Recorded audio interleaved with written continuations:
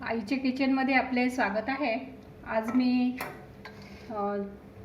डाळ वाटीबरोबर मी डाळ करत आहे। त्यासाठी मी कढई ठेवली आहे, सांबर करते। त्यामध्ये एक टेबलस्पून काय म्हणतात त्याला,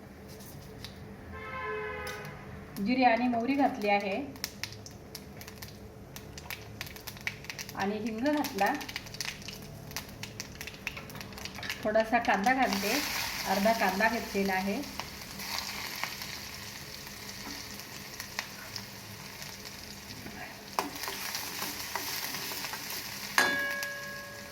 त्यावर मी कोथिंबीर घालून घेते आणि हे पाही मी मिरचीची आणि लसणाची भरड केलेली ती घालत आहे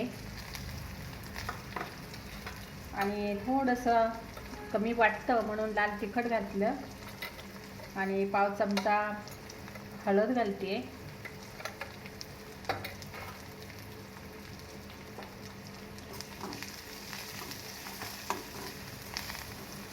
त्याला चांगलं परतून घेते, याचा स्वाद चांगला येतो भाजीला।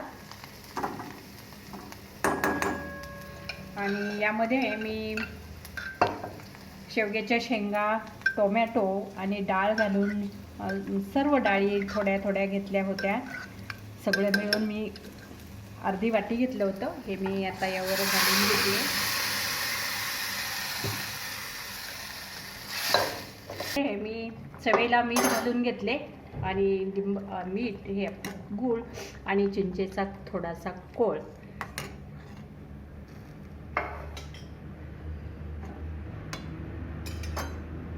आता हे आपलं असं सांबार छान झालेलं आहे।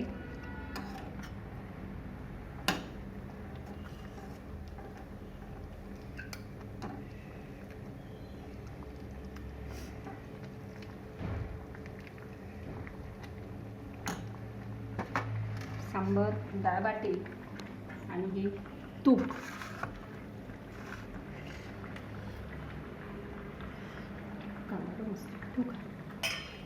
एक मिनिट थांबा। या सांबारमध्ये मी तूप घालून घेते।